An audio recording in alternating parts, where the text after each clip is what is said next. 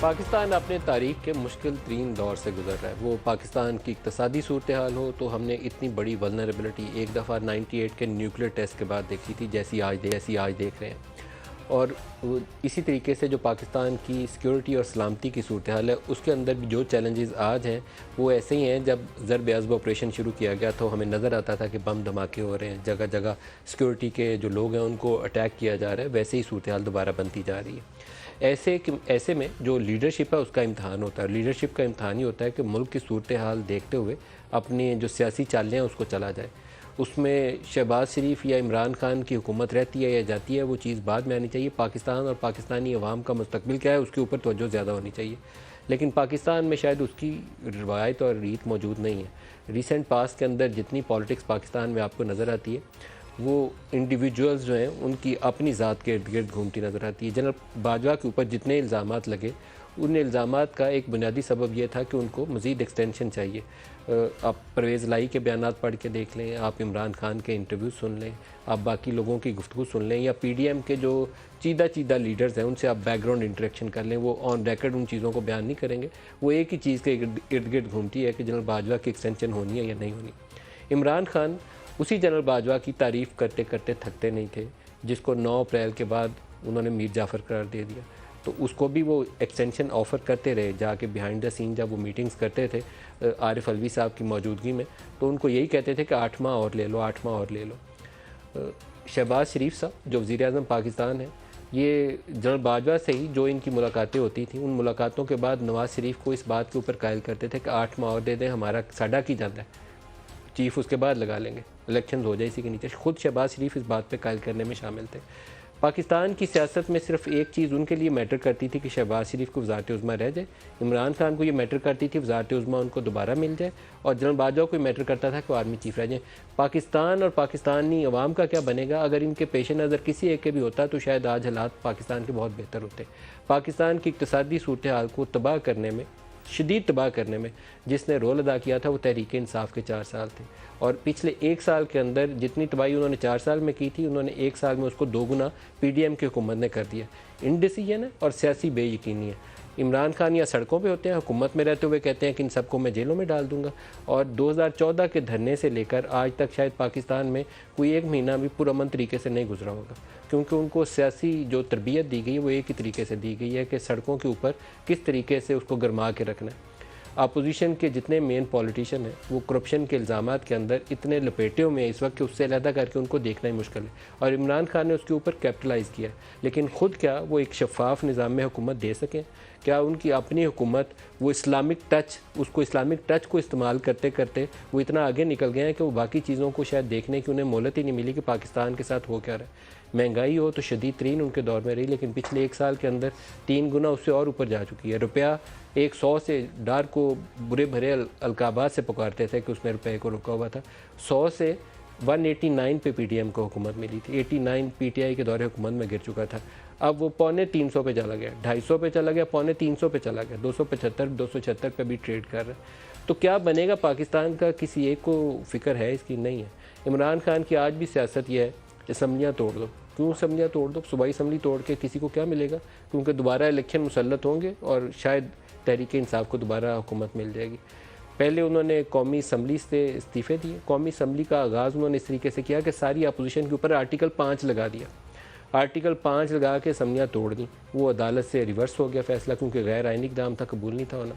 फिर उन्होंने PDM की हुकूमत छोड़ के इलेक्शन की जाने की तैयारी कर रहे थे। 25 मई को इमरान ने लॉन्ग मार्च कर दिया। उससे पहले PDM जाने वाली थी। ये बात काफ़ी तय थी कि ये लोग अर्ली इलेक्शन की तरफ, इस्टेब्लिशमेंट से भी पुश थी कि इलेक्शन की तरफ चले जाएं, लेकिन वो रिवर्स हो गया फ़ैसला 25 मई के बाद। अब 25 मई गुजर गई तो उसके बाद वो सूबाई असम्बलियाँ तोड़ने की तरफ आ गए। सूबाई असम्बलियाँ टूटी हैं तो अब वो एक ऐसी सूरत हाल में है कि उनको आगे रास्ता नहीं मिला, तो उन्होंने कहा जेल भरो तहरीक से क्या मिलेगा ये अभी मालूम नहीं है। एक अफरा तफरी की कैफियत तो यकीनन नज़र आती है कि कोई पाकिस्तान में 2 भी दिन ऐसे ना गुजरे जिसमें लोगों को सुकून या सुख की नींद आ जाए। ना इकॉनमी से, ना महंगाई से, ना रोटी से, ना भूख से, ना अफलाह से, ना सियासी तरीके से, किसी तरीके से अमन नहीं है। तो लीडरशिप की मुकम्मल आपको नाकामी नज़र आती है पाकिस्तानी सियासतदानों के हाथों, और ये एक अफसोसनाक सूरत हाल है, कोई बेहतर सूरत हाल नहीं है। हमने ये जो जेल भरो की तहरीक है, इनके और मरीम नवाज़ के कुछ बयानात को इकट्ठे किए हैं सिर्फ आपको दिखाने की खातिर। ये अक्टूबर 2022 में इमरान खान ने मियाँ वाली के जलसे में सबसे पहले जेल भरो तहरीक का ऐलान किया था। अब जेल भरो की एक सियासी तारीख है, बर-ए-सग़ीर के अंदर मौजूद है, मुख्तलिफ वाक़यात के अंदर जेल भरो वैसे जैसे ऑप्शंस को एक्सरसाइज किया गया, लेकिन मुझे लगता नहीं है कि इमरान खान इस ऑप्शन को लेके आगे बढ़ सकेंगे। आज वाले ही दिन जो उन्होंने एड्रेस किया है उसके अंदर उनका 90 रोज़ के अंदर इंतखाबात ना हुए तो मेरे पास इसके अलावा कोई और ऑप्शन नहीं होगा। लेट्स सी कि वो 90 रोज़ के अंदर क्या कर पाते हैं, क्योंकि जिस तरह की वो डेडलाइन दे रहे हैं मुझे लगता है कि वो बाद सियासी गलतियाँ कर रहे हैं। कौमी असम्बली से इस्तीफ़े देना पहली गलती थी, सूबाई असम्बलियाँ डिज़ोल्व करना दूसरी गलती थी। अब अगर वो इस तरह के एक सुसाइड मिशन पे जाएंगे तो तीसरी गलती होगी। सुनिए मरियम और इमरान के बयान। बंद तरीके का एहतजाज है जेल भरो तहरीक। मैं आज अपने सारे कारकुनों को, बल्कि मैं तो पाकिस्तानी अवाम को भी ये कहता हूँ कि ये इस वक्त आप पॉलिटिक्स नहीं कर रहे हैं, आप अपने मुल्क के लिए जहाद लड़ रहे हैं। हर पाकिस्तान के शहर में हम जेल भरो तहरीक शुरू करेंगे। तो पहले मैं चाहता हूं कि वॉलंटियर्स अपनी रजिस्ट्रेशन करें और उसके बाद मैं फिर आपको डेट दूंगा किस दिन हमने जेल भरो तहरीक का आगाज करना है। जो रजाकार है वो सामने आए। और अब कारकुनों को कहता है कि जेल भरो तहरीक शुरू करो। तो अगर जेलें भरनी है तो सबसे पहले बिस्मिल्लाह करो, अपनी जमानतें कैंसिल कराओ और आओ ना जरा। एक चीज़ यहाँ मैं मजम्मत करके फिर आगे प्रोग्राम को लेकर चलना चाहूँगा, और मजम्मत करना चाहूँगा उन लोगों की गिरफ्तारियों की जो पिछले कुछ अरसे से हो रही हैं। इमरान खान के 4 साल दौरे हुकूमत की सबसे जो मनफी तरीन उसका पहलू था वो अपोजिशन को पकड़ पकड़ के जेलों में बंद करना था। जर्नलिस्टों को पकड़ पकड़ के उठा के FIA के ज़रिए हिरासत में लेना था। मतीउल्लाह को उठा लिया गया तो यूँ आगे से बताया जाता था मतीउल्लाह को किसने उठाया पता ही नहीं है। असद तूर को घर में घुस के मारा गया तो वो किसने मार दिया पता ही नहीं है उसका। रिजवान रज़ी को FIA वाले उठा के लेके हथकड़ियाँ डाल के इन जर्नलिस्टों को जाके बंद कर देते थे। अपोजिशन का कोई एक सियासतदान नहीं होगा सफ़े अव्वल में या सफ़े दो में जो भाई रह गया हो इनके हाथों। और बाद मुकदमात जो थे इंतहाई बेहुदा और लग़व थे। मतलब राना सनाउल्लाह के ऊपर कोई 15-20 किलो हीरोइन डाल दी, उसको सजाए मौत हो जाती, अगर बचता नहीं पता नहीं उसकी किस्मत अल्लाह ने लिखी हुई थी तो बच गया। तो ये कातलाना हमला था जो उसके ऊपर किया गया कि 15 किलो हीरोइन डाल दो। इधर से हनीफ अब्बासी, उसके ऊपर वो ममनुआ जो अशिया थी उसके इस्तेमाल का इल्ज़ाम लगा के इलेक्शन से पहले उसको उठा लिया गया। शाहिद खाकान, मिफ्ता, एहसन इकबाल, लंबी लिस्ट है। और जो मुकदमा असल जिसके ऊपर आगाज़ हुआ था पनामा पेपर्स वाला, वो पनामा पीछे रह गया और इकौमा के ऊपर उस वक्त के वज़ीर आज़म की नाअहली हो गई।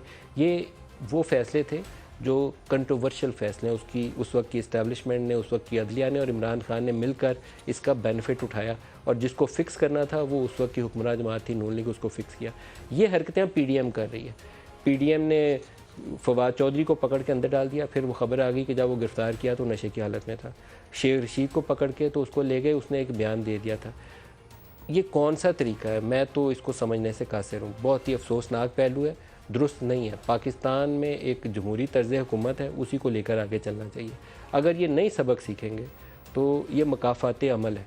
जिसको भी इसकी तकलीफ़ होती है उसको आज हो जाए तो समझ ले इस बात को तो बेहतर है। ये मकाफ़ात अमल है। जो आज दूसरे के लिए गड़ा खोदता है कल उसी गड़े में वो खुद गिरेगा। जो आज फ़ौजी कंधों के ऊपर बैठकर हुकूमत करने आया था, ये पाकिस्तान के सामने ये बातें, अभी तो ये नस्ल ज़िंदा है जिसने ये सारा कुछ देखा है, पिछले 5-7 साल सारा कुछ जो कुछ हुआ है। जो जिसके कंधों पे बैठकर आया था उसकी वापसी का सफ़र भी उसी के कंधों के ऊपर हुआ है। तो अगर अभी भी कोई सियासतदान है, कोई होशमंद शख्स है तो उसको सबक और कुछ इस चीज़ से लर्न करना चाहिए अपनी मिस्टेक से। लेकिन वो वही शेख रशीद जो गेट नंबर 4 की ललकार सारा दिन देते हुए थकते नहीं थे, सेम पेज का नाम लेते हुए थकते नहीं थे, उनको वो धक्के खाकर वो पुलिस वाले के साथ लग के रोते हुए देख के सबक सीखना चाहिए। और रोना जो शेख रशीद को आ रहा है बाकियों को भी रोना चाहिए, इसलिए कि पाकिस्तान के साथ हम क्या करने की कोशिश कर रहे हैं। पाकिस्तान को मजबूत करने का ये तरीका नहीं हो सकता, कमज़ोर करने की बुनियाद ज़रूर है ये।